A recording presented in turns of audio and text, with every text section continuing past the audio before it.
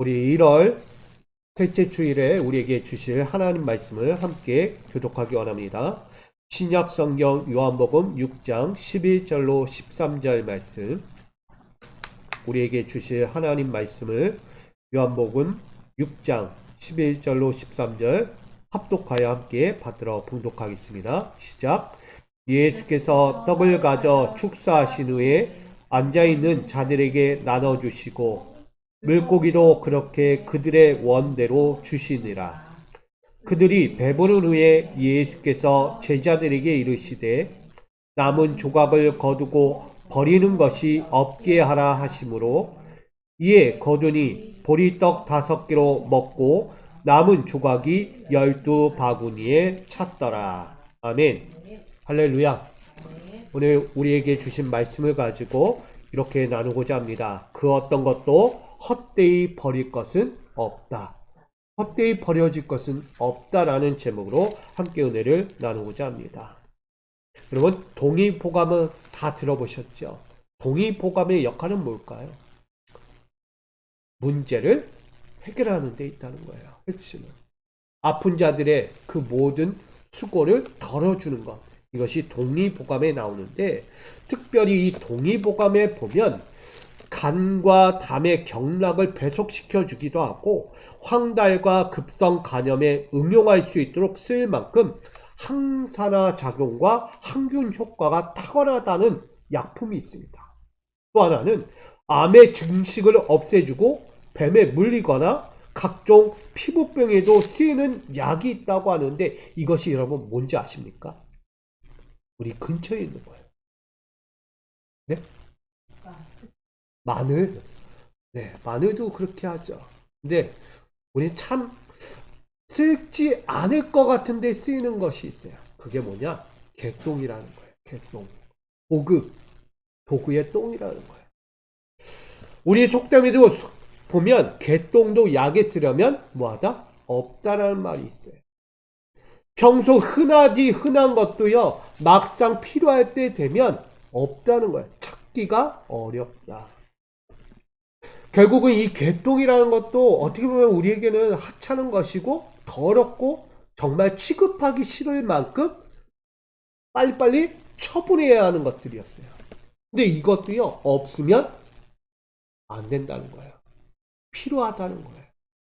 항산화 효과를 일으키고 각종 암이든 치료제에 쓸 만큼 중요한 역할도 한다는 거예요. 보통 때는 하찮게 여기며 거들떠보지도 않던 쓰레기 취급하던 것들, 다 던져졌던 것들이 때로는 요긴하게 쓸 때가 있다는 것을 생각해 보면서 오늘 말씀을 좀 이해하며 바라보면 좋을 것 같습니다. 사람들이 사는 세상은요, 현실을 버릴 수 없는 직설적인 공간이라고 이야기합니다. 현실을 버릴 수 없는 직설적인 공간이에요. 여러분이 사는 공간. 좋던 싫던 상황에 맞던 맞지 않던 반드시 마주하거나 동행해야만 하는 현장, 그런 공간이라는 것입니다. 저는 이것을 삶의 아킬레스건이다 라고 생각합니다. 늘 끌어안고 가야 돼요. 때로는 트라우마 같은 거예요. 버리기는 쉽지 않은 거. 떨쳐버리고 싶지나 떨쳐버릴 수 없는 것들. 언제 어느 때든 사라지거나 버려진 것 같은데 항상 내 심중에서나 내 곁에서 늘 머무르고 있는 것들이에요. 참으로 무거운 짐이자 만성 통증과 같은 것이라고 생각합니다. 평소에는요 괜찮은데 어느 순간 갑자기 확 나타나는 통증과 같은 거예요. 그래서 늘 이런 것들 때문에 무거운 짐처럼 여기고 살아갈 때가 있는 거예요. 언제 어떻게 나타날지 모르니까. 늘 조심하는 거예요. 여러분들도 갖고 있는 각가지의 나만의 갖고 있는 만성 통증, 질병들이 있단 말이에요. 근데 그것이 불쑥불쑥 튀어나올 때가 있어요. 나는 어떻게든 막아보려고 하고 어떻게든 참아보려고 하고 어떻게든 떨쳐버리려고 했는데 끊임없이 내 곁에 머무르고 있는 거예요. 쉽지가 않죠. 결국 모든 것은 지금 나에게 주어진 현실이라는 이 통증을 안고 가야 한다는 거예요. 버릴 수 없어요. 내가 평생을 사는 동안에는요, 이 모든 통증을 안고 가야 하는 것. 만성 통증. 때로는 무덤덤하게, 때로는 긍정적으로 생각하며 이것을 끌어안고 가야 합니다. 근데 그러다 보면 때로는 무감각해질 때가 있어요. 때로는 견뎌낼 면역력까지도 생기게 됩니다. 상처났던 딱지가 언제 떨어진지도 모르게 우리는 그 통증을 이겨내고 살아가고 있다는 것을 보게 됩니다. 그러면 이게 뭘까요? 나에게 늘 만성 통증처럼 늘 끌어안고 살아가야만 하는 무거운 짐인데 막상 이것을 긍정적으로 생각하고 견디다 보니까 있는지 없는지 모를 만큼 살아갈 때가 있다는 거예요. 저는 이것을 믿음이라고 생각합니다. 믿음이라는 것은요, 내가 신앙생활하면서 갈 수 없는 길을 이 믿음 때문에 견디고 있다는 거예요. 갈 수 없고 떼낼 수 없고 무거웠던 그 십자가 같은 짐들을 나는 끊임없이 지고 있지만 그래도 그걸 견딜 수 있는 것 믿음이 있기 때문에 견디는 거예요. 여러분, 우리는 버릴 수 없는 것들이 분명히 있습니다. 내가 억지로 버린다고 버려집니까? 버릴 수 없는 거예요. 아까도 개똥이 나에게는 필요 없는 것들이었어요. 근데 막상 생각해 보니까 필요할 때가 때론 있다는 거예요. 여러분, 상황적으로 현실적으로 보면 우리는 이치에 맞지 않고 과연 나에게 이게 맞는가라고 고민하며 설 때가 있지만 그래도 이것이 나에게 좋은 거다. 내 상처와 아픔과 고난의 이 만성 통증이 나에게 좋은 것이다. 양약과 같다라고 생각한다면 그것은 뭐가 될까요? 나에게 복이 되는 것입니다. 저는 여러분들이 신앙생활을 하면서 나에게 다가오는 수만 가지의 환난들, 고난들이 나에게는 양약과 같이 되어지기를 소망합니다. 그걸 감사로 여기셔야 돼요. 그 통증을 견딘 자에게는요, 무엇이 있는가? 강인함이 생기고요, 정신력도 강해지고요, 나아가 건강도 회복할 수 있는 길이 열립니다. 이게 우리가 할 일이에요. 성경에 보면 창세기 45장 28절 상반절에 보면 이런 말씀이 있어요. 이스라엘이 이르되 조카도다 내 아들 요셉이 지금까지 살아 있으니. 이 이야기는 무엇입니까? 이스라엘이라는 야곱이요, 요셉을 잃어버렸어요. 아버지 야곱은요, 사랑하는 아들 요셉이 한순간에 사라지는 것을 보았어요. 108세에 그 아들을 잃어버렸어요. 108세. 그리고 22년의 세월이 흐른 130세에 이 아들 요셉을 다시 극적으로 만나는 과정을 이야기합니다. 우리는 다 알고 있어요. 요셉이 어떻게 애굽에까지 흘러갔는지, 어떻게 다시 아버지를 만나게 되는 과정은 다 알고 있습니다. 근데 이 아버지 입에서 나오는 한마디가 오늘 말씀이에요. 조카도다. 이 조카도다라는 것은요, 라브라는 뜻을 갖고 있습니다. 크다, 많다. 다시 말하면 지금 내 요셉이라는 죽은 줄만 알았던 아들이 살아서 내 눈앞에 있는 것, 조카도다. 다시 말하면 새롭게 솟구치는 소망과 기쁨을 표현하고 있는 것입니다. 그동안의 야곱이 요셉을 잃고요, 현실이라는, 요셉을 잃어버린 그 현실 속에서 늘 고통과 슬픔의 만성 통증을 갖고 22년의 세월을 살아왔던 거예요. 너무나 일을 해도 마음이 편하지 않아요. 밥을 먹어도 편하지 않고 잠을 자도 편하지 않아요. 마음 깊은 그곳에서 저린 마음을 가지고 하루하루를 22년을 그렇게 살아왔던 거예요. 그런 아들 요셉을요, 22년 만에 눈물로 제외하게 되는 거예요. 그러면서 하는 딱 한마디가 뭡니까? 지금까지 살아있으니 라고 말하는 거예요. 어떻게 보면 이 한마디는 뭐냐면 지금까지 웅어리에 지셨던 그 고통과 아픔들이 한순간에 다 떨어져 나가는 이야기예요. 지금까지 살아있으니 조카도다 새로워진 기쁨을 맛보고 있는 야곱의 이야기를 전하고 있는 것입니다. 한 번에 치유되듯 소망과 기쁨으로 바뀐 그 야곱의 마음, 아버지의 마음을 오늘 이야기하는 거예요. 맞잖아요. 잃어버린 아들 요셉을 바라보면서 얼마나 그 22년의 세월을 잠을 자도 밥을 먹어도 뭘 해도 편하지 않았어요. 무거운 짐처럼 내가 그 아들을 죽였구나 하는 죄책감에 살았던 거예요. 근데 다시 만나니까 편안해지는 거예요. 결국 그는요, 잠을 들게 됩니다. 죽었단 얘기예요. 아들 요셉을 만나고요, 잠이 들어버려요.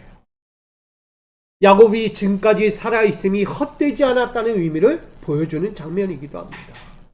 22년이 헛된 세월일까요? 아니에요. 살아있는 세월이 고통이었지만 견디고 견뎠더니 결국 만나는 거예요. 헛되지 않았다는 거예요. 그 삶이. 살아있게 죽은 줄만 알았던 그 사랑하는 아들 요셉을 만날 수 있었기 때문입니다. 22년 세월이 야속할지는 몰라도 고통과 슬픔에 이 만성 통증이라는 것을 잘 견뎌냈으니까 다시 완전히 치유받을 수 있었던 것입니다. 또 하나는 사무엘하 22장 1절에 보면 이런 말씀이 있습니다. 여호와께서 다윗을 모든 원수의 손과 사울의 손에서 구원하신 그날에 다윗이 이 노래의 말씀으로 여호와께 아뢰어 하면서 쭉쭉 2, 3절이 나옵니다. 다윗도요, 자신의 삶에서 얼마나 극도의 고난과 환난을 겪었는지를 분명히 전하고 있어요. 그의 40년 왕권에 치리하면서도 그가 각가지의 삶에 처했던 상황을 이야기해요. 원수의 손, 사울의 손, 또 누구의 손이 있죠? 자기 아들 압살롬의 손이 있어요.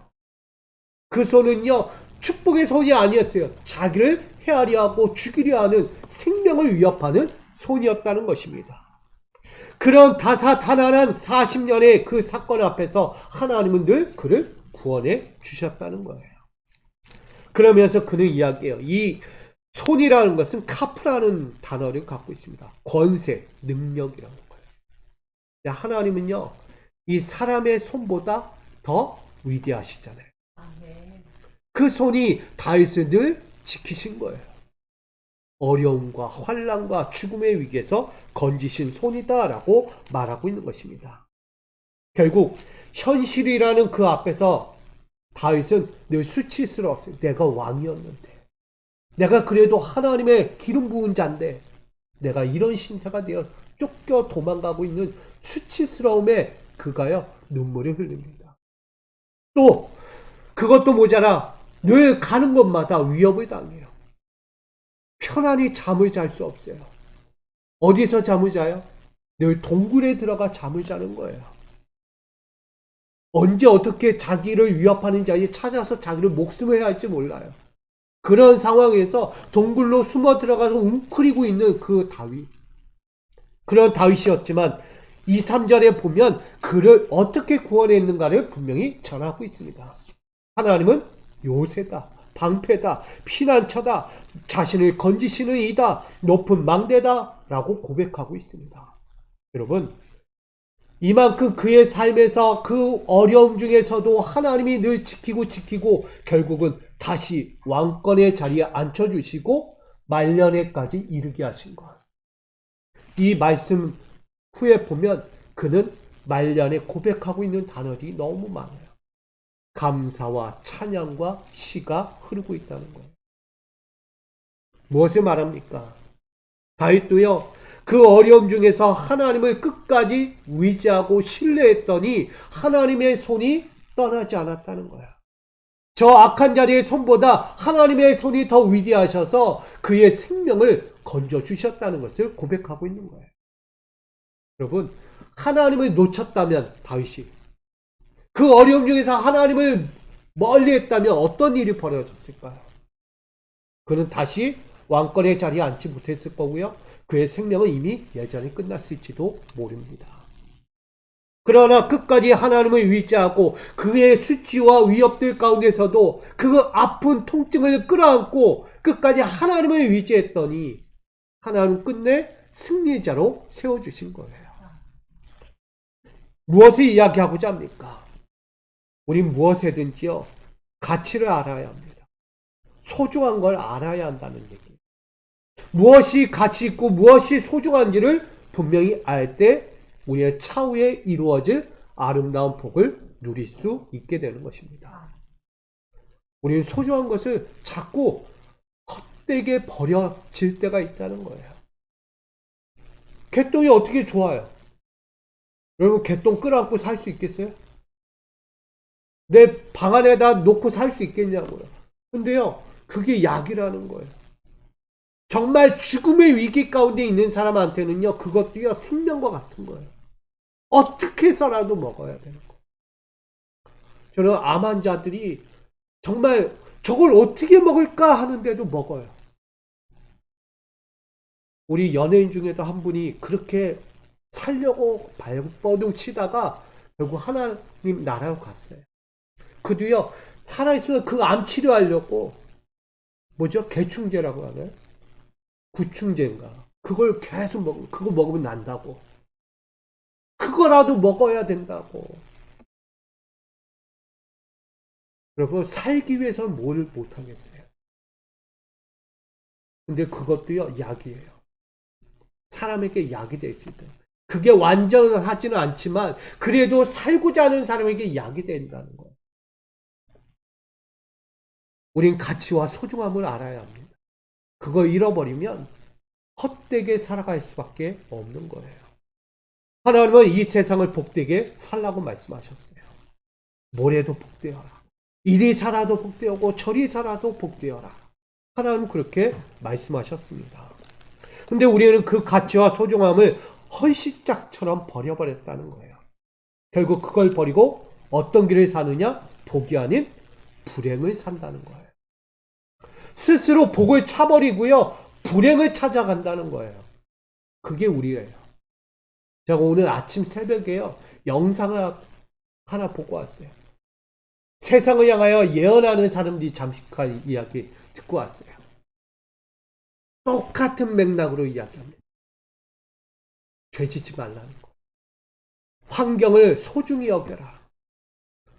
너희의 가치만 소중한 게 아니고 상대의 가치도 소중하고 귀하다는 것.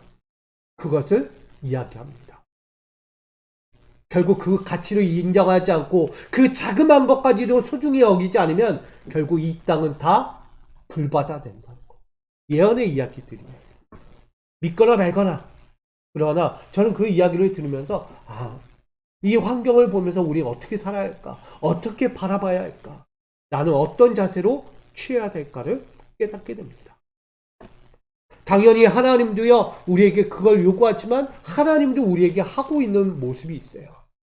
당연히 하나님도 자신을 소중히 여기며 믿고 섬기는 자를 귀히 여기신다고 말씀합니다.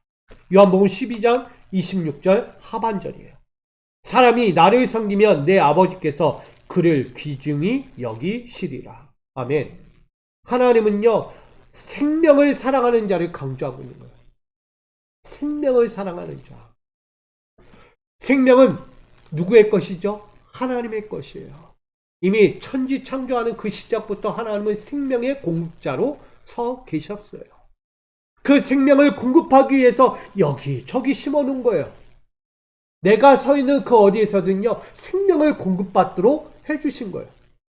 우리는 하찮게 여겨도요, 그게 생명이라는 거예요. 저기서 공급받아. 우리는 어디서 공급받죠?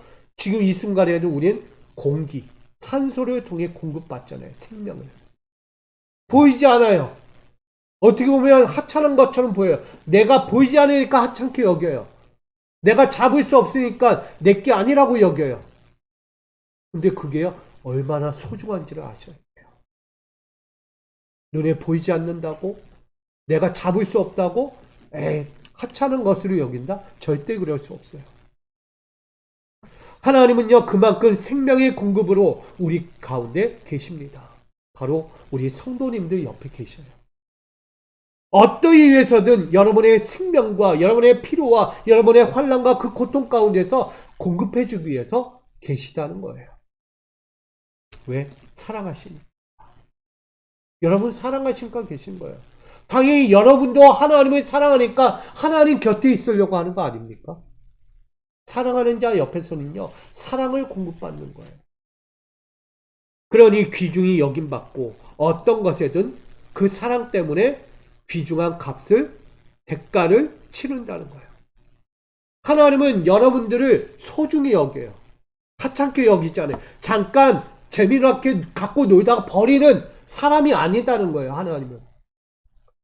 여러분을 하나님의 사람답게 살게 하시고 하나님의 영적인 삶을 걸으면서 복도 누리게 하시고 호화찬란한 인생을 살게 하시기도 하는 거예요. 그렇게 살다가 하나님 곁으로 이끌기 원하는 거예요. 그 가운데서 하나님을 섬기기도 하고 하나님의 뜻대로 살기도 하고, 결국 하나님은 그렇게 살기 위해서 한 희생양을 불러주신 거예요. 그게 예수예요. 고귀한 값을 치르면서까지 우리를 살리고 싶은 거예요. 사랑하니까. 어떻게든. 우리는 하찮은 인간이 아니니까. 그 귀중한 생명을 어찌 버리니. 살려야지. 소중히 여겨야지. 그 인간의 가치가 하찮지 않다는 것을 분명히 말하는 거예요. 그래서 이 땅에서 구별된 자녀로 세워주고자 예수 그리스도가 이 땅에 귀중한 값을, 생명의 값을 치르며 오신 거예요. 우린 그것을 좀 기억해야 합니다. 오늘 본문 요한복음 6장은 그것을 의미하기도 합니다. 오병에 남겨진 표적에 대해서 기록하고 있습니다. 우리 6월절 명절에, 6월절은 구원의 날, 해방의 날이라고 해요. 이런 명절, 6월절은 그들 유대인의 귀한 대명절과 같습니다. 이런 명절이 가까울 때에 예수님께서 오병이어의 기적을 펼치십니다. 우리가 알고 있죠? 5,000명이나 되는 인원을 보리떡 5개와 물고기 2마리로 먹이시는 사건. 이것을 가지고 또 12광주리까지 남기시는 이 표적을 보이십니다. 근데 중요한 게 뭐냐면 앞전에 예수님께서 많은 표적과 이적을 행하셨어요. 그러니 사람들이 계속 예수님을 뒤따르겠죠. 근데 지금의 현장까지 따라온 거예요. 결국으로 보면 이들은 예수님을 하나님의 아들로 인정하고 따라온 것이 아니었다는 거예요. 이들은 여러 가지 표적들을 보고 자신에게 필요한 것들, 자기의 욕구들, 자기의 원망스러운 환경들을 해결하고자 예수를 쫓아왔다는 거예요. 표적, 이적, 야 신기하다. 내가 저 예수와 함께하면 나도 바뀔 수 있겠다. 내 삶이 완전히 승승장구할 수 있겠구나. 그러기 위해 따라온다는 거예요. 그 무리들이 몇 명? 5,000명이나 된다. 뭐 진짜 믿음 가지고 따라오는 사람도 있겠죠. 근데 제가 볼 때 제자들도 믿음은 없어요. 아직도. 예수님을 진짜 하나님의 아들로 인정하고 따라온 제자들이 아니다는 거예요. 그 옆에 있던 베드로, 안드레, 빌립도요. 아직 예수를 진짜 믿고 따르는 게 아니에요. 신기할 정도로 예수님이 신기할 정도로. 그러니까 따르는 거예요. 결국 사람들은 자신의 일상에 찾아올 새 희망을 바라보고 있던 거예요. 나의 일상을 구원할 자. 그러니 그들 앞에서 보여주고자 하는 거예요. 그게 무엇이죠? 오늘 나오는 떡이라는 거예요. 떡. 보리떡 5개가 바로 그 의미를 갖고 있습니다. 유대인의 주 양식이 뭐죠? 떡이란 말이에요. 어디를 가든 나그네 길을 가더라도 그들이 품고 가는 게 떡이에요. 주 양식이니까. 그런데 이 떡이 조금이라도 모자라거나 얻을 수 없다면 그들은 어떤 상황에 처하냐? 사망에 거하는 거예요. 떡이 없으면 죽는 거예요. 이것을 어디서 바라볼 수 있느냐? 우린 광야에서 볼 수 있어요. 광야. 이스라엘 백성들이 광야의 길을 통해 약속의 땅까지 갈 때 그들이 갖고 간 게 뭐냐면 떡이라는 거예요. 떡. 근데 그 떡이 어디서 왔느냐? 하늘로부터 왔다는 거예요. 그것이 곧 만나입니다. 이 만나는 하나님이 공급해 주시는 만나였어요. 떡이었다는 거예요.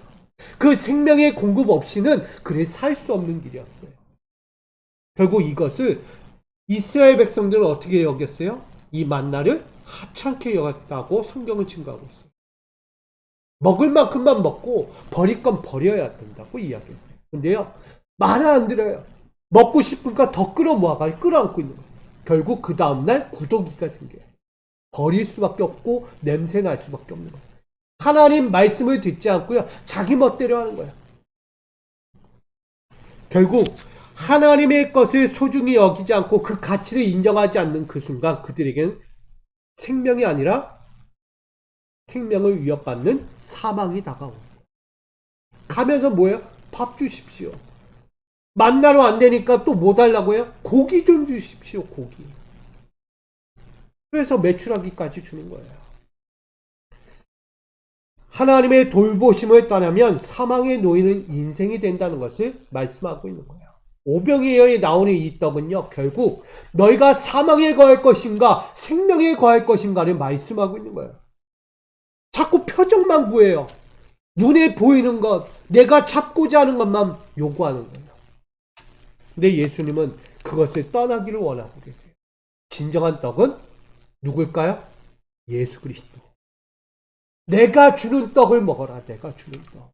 내가 주는 떡은 하늘의 양식이다. 하늘의 양식.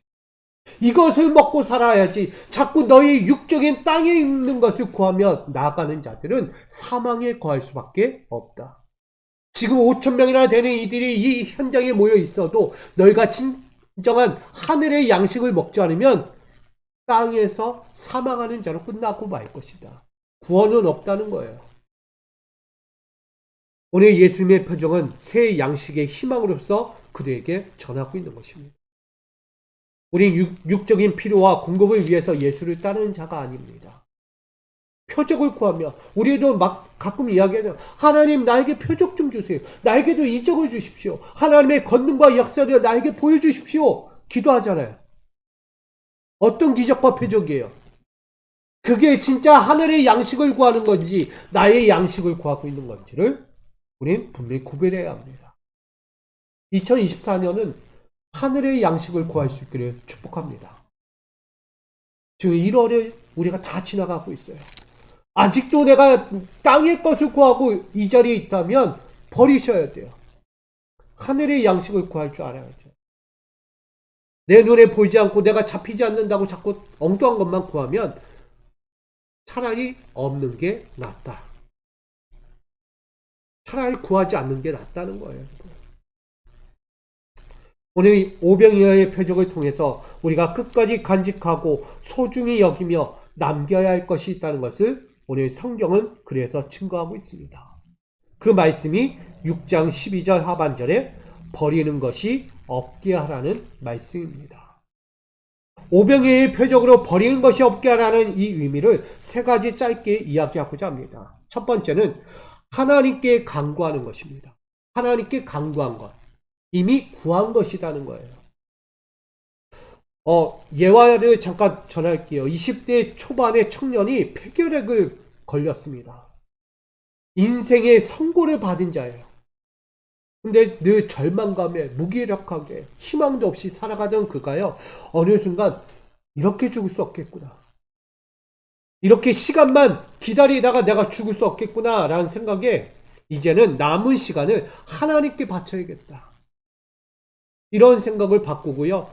다시 빈민굴에 들어가세요. 어렵고 힘든 사람들, 소외되고 가난한 사람들을 도우면서 살았다고 합니다. 남은 시간을 그들 위해 살아야겠다. 하나님께 바치면서. 근데 그가요. 50년을 더 살았다고 합니다. 20대의 청년이 50년을 더 산 거예요. 하나님께 몸을 바쳤더니, 인생을 바쳤더니, 생명을 바쳤더니 50년을 더 살게 되었어요. 그 고귀한 희망을 가지고 살았던 이가 바로 일본의 성자 가가와 도요이코라는 사람입니다. 뭘 이야기합니까? 우리도의 2024년을 바치셔야 합니다. 바친다는 것이 무엇을 바치겠느냐? 하나님께 바치셔야 합니다. 찬양을 수만 번 하고 말씀을 수만 번 들어도요, 우린 바치지 않아요. 입술로는 바치겠습니다. 하나님께 드리겠습니다. 하나님의 뜻대로, 하나님의 기준에 라고 말을 하지만 드려진 게 없어요, 전혀. 오로지 내 것을 위해 살아요. 땅의 것을 위해 삽니다. 하나님은 전혀 받으신 것이 없어요. 하나님의 기준에 들어와 있는 것이 없다는 거예요. 우린 그렇게 살아갈 때가 많아요. 결국 우리는 무엇 해야 합니까? 진짜 드려야 돼요. 거짓된 거 드리지 마시고요. 진실한 것을 드릴 수 있길 원합니다. 삶의 한 자락 한 자락이 얼마나 소중하고 아름다운데 그것을 헛되게 우리가 드려줍니다.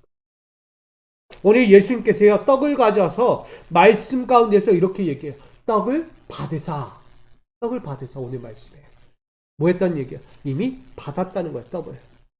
이 떡을 받았다는 의미는 이미 이 떡을 받으신 예수님께서 뭐 하고 계시냐? 기도하고 계세요. 축사하셨다라고 이야기해요. 그러니 오늘 말씀 이 11절을 한번 보시면 넘겨주세요. 이 11절을 보면 예수님께서 떡을 가져 축사하신 후에 라고 나와요. 결국은 현실의 고통과 슬픔의 수치와 위협들 가운데 거하고 있는 인생들아, 너희가 지금 안고 살아가는 것이 무엇이냐? 너희의 처절한 그 마음과 고통과 아픔들을 나는 이미 뭐했다? 받았다는 의미입니다. 떡은 뭐라 그랬어요? 그들의 인생의 생명이에요. 떡 없이는 살 수 없다는 거예요.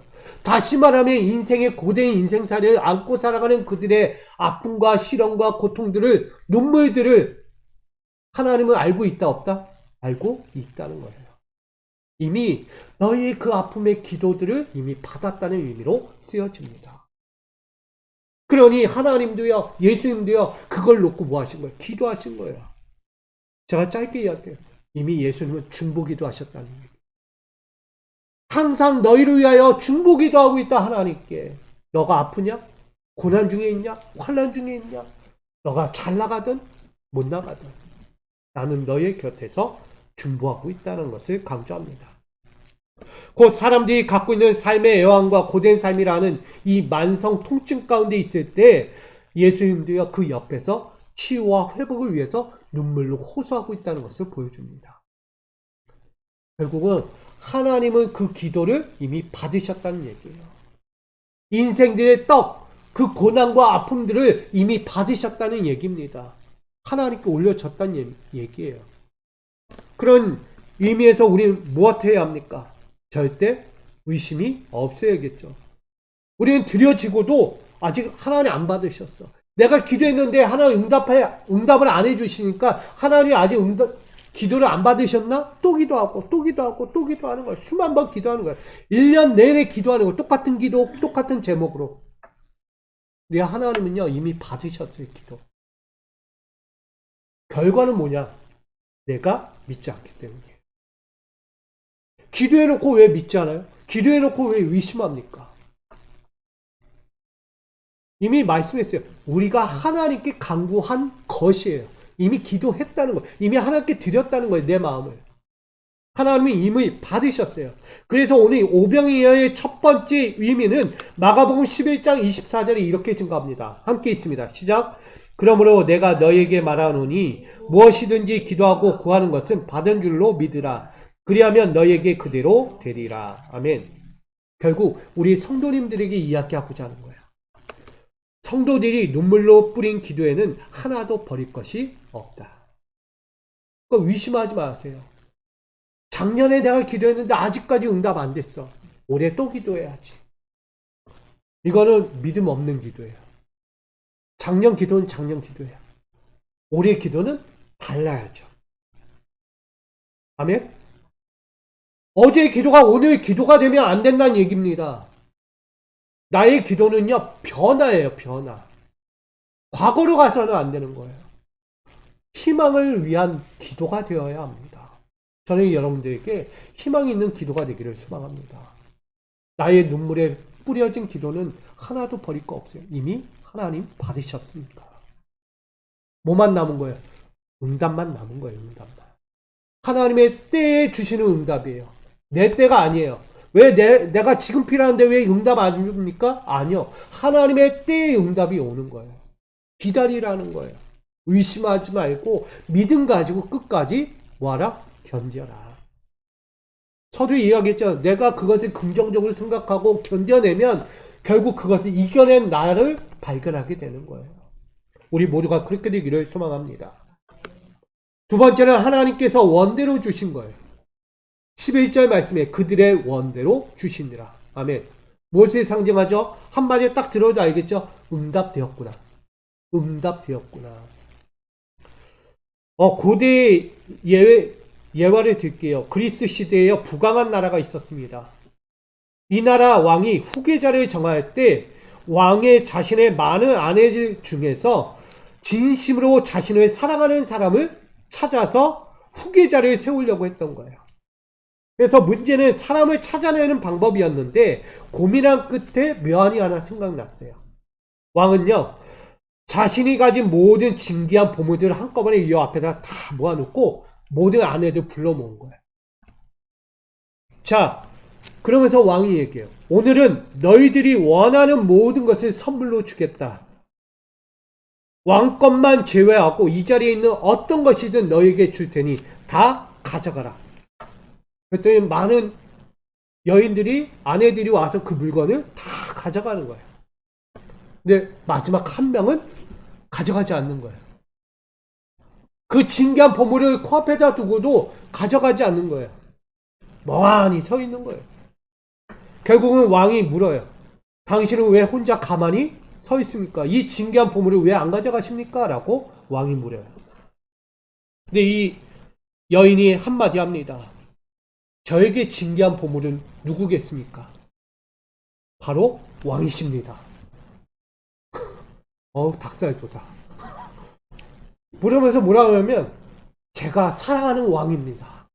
진짜 닭살돋아요. 그런 얘기하는 거예요. 그때 왕이 그래 진짜 이 여인이 나의 왕비가 될 수 있겠구나. 왕으로 세우게 됩니다. 뭘 이야기합니까? 떡이라는 것도요. 사랑받을 만한 사람에게 떡을 주는 거예요. 똑같이 기도했다고 다 응답됩니까? 아니요. 준비가 되는 사람이에요.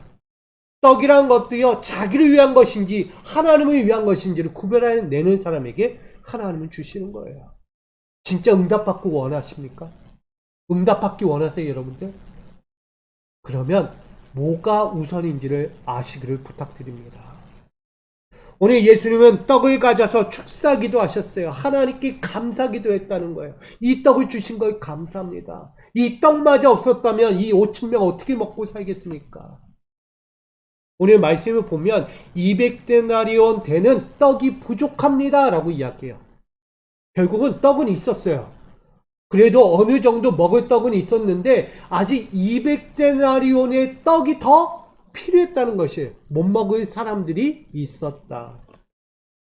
근데 그런 모든 자리에게 예수님은 기도하시고 다 원하는 대로 나눠주게 돼요.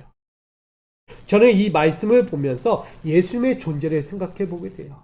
예수님의 존재는 사람들의 필요를 따라 풍성한 대로 공급해 주시는 분이구나 라는 생각을 갖게 됐어요. 지금 현장에 어떤 이들이 있다고요? 예수님의 표정만 보고 예수님이 하나님의 아들이든 말든 상관없어. 그냥 기적만 행해줘. 나에게 필요한 것만 구해줘. 그런 무리들이 많았다는 거예요. 그럼에도 불구하고 그들이 원하는 것을 예수님은 기도하시고 그들에게 원하는 대로 나눠주신 거예요. 뭘 이야기하시는지 아십니까? 사람의 속된 것을 하나님께 구했어도 하나님은 그래도 그거 주신다는 거예요. 그래, 내 마음에 들지 않아도 너희가 구하니까 내가 줄게. 이게 하나님이세요. 하나님이 보실 때 다 마음에 들겠어요? 아니요, 마음에 들지 않은 것 많아요. 우리를 하나하나 보면서 하나님 마음에 들지 않은 것들이 너무 많아요. 그럼에도 불구하고 여러분 축복해 주세요. 여러분이 원하는 거 다 이루어 주세요. 여러분의 가치, 소중한 것들, 필요한 것들이 있다면 아낌없이 주는 분이세요. 하나님 마음에 완전하지 않아도. 저는 그것을 말하고자 합니다.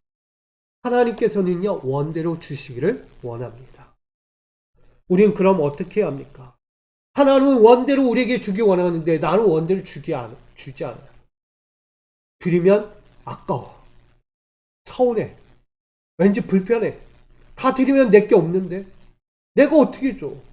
이거 드리면 내가 어떻게 사는데. 이게 먼저 우선되잖아요. 결국 우선순위가 바뀌어버렸다는 얘기예요. 하나님의 영광을 위하여 아까도 얘기했죠. 맨날 고백하면 뭐합니까? 찬양하면 뭐합니까? 결단이 없어요. 그 자리에 항상 그 자리에 있는 거예요. 결국 변화가 필요하다는 거예요. 오늘 떡을 나눠주고 그대의 원대를 줬다는 것은 이제는 하나님의 아들 예수를 보고 생명은 어디서 오느냐? 예수로 말미암아 온다는 사실을 그대에게 깨우쳐주고자 했던 거예요. 육적인 것 채우려 하지 마라. 이제는 하늘 양식을 구하는 자가 되라고 말씀하는 것입니다. 선한 공급자가 되시는 예수를 누가 따를 것인가? 그러기에 오늘 오병이의 표적 두 번째 의미는 요한복음 15장 16절에 이렇게 증가합니다. 함께 있습니다. 시작. 너희가 나를 택한 것이 아니요 내가 너희를 택하여 세웠나니 이는 너희로 가서 열매를 맺게 하고 또 너희 열매가 항상 있게 하여 내 이름으로 아버지께 무엇을 구하든지 다 받게 하려 함이라. 아멘. 하나님은 자기 마음 원하던 원하지 않던 다 주신다고 했어요. 자기 뜻에 걸맞던 걸맞지 않던, 순종을 하던 순종하지 않던 다 원하는 대로 주시는 분이세요. 그렇다면 우리가 할 일은 여기 있어요.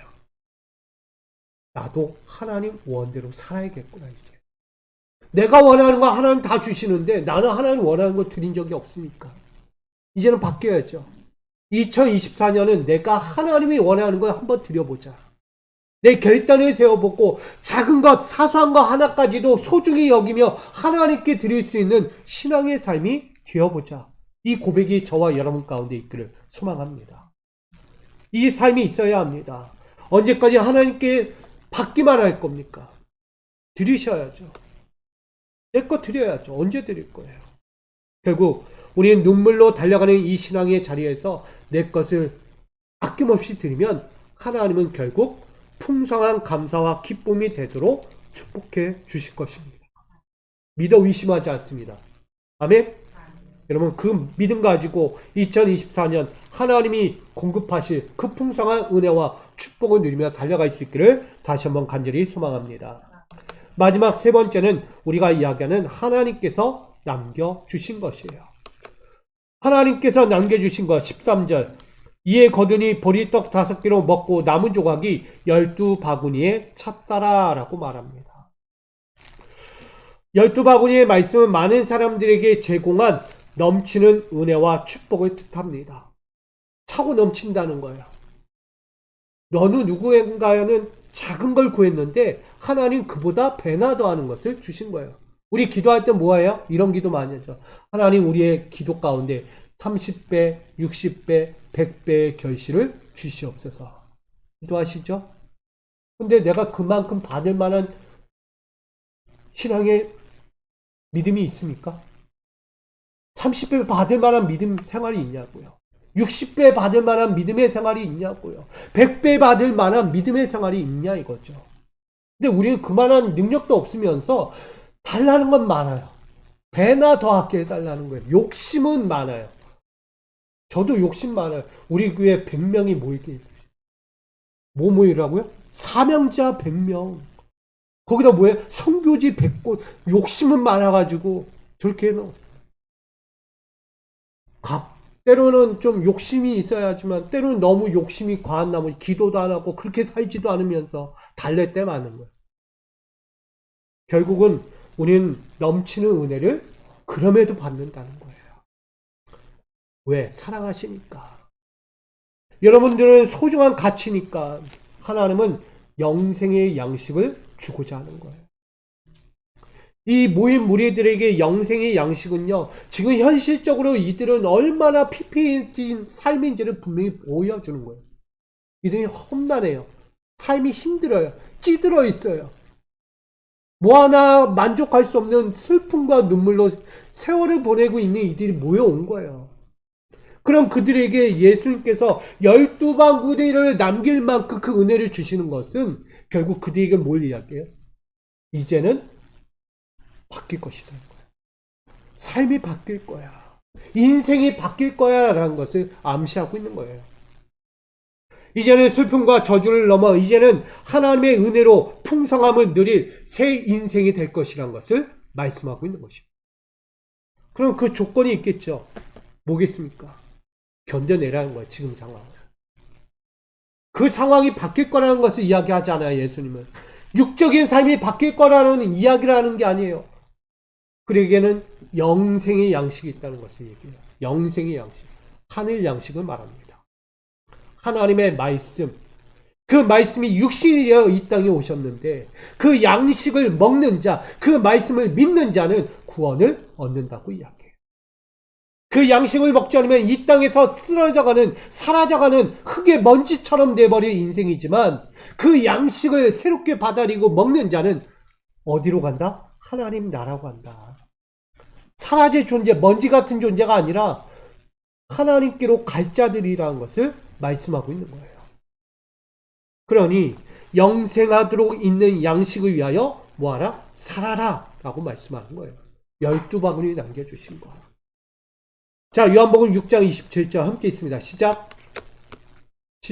썩을 양식을 위하여 일하지 말고 영생하도록 있는 양식을 위하여 하라. 이 양식은 인자가 너에게 주리니 인자는 아버지 하나님께서 인치신 자니라.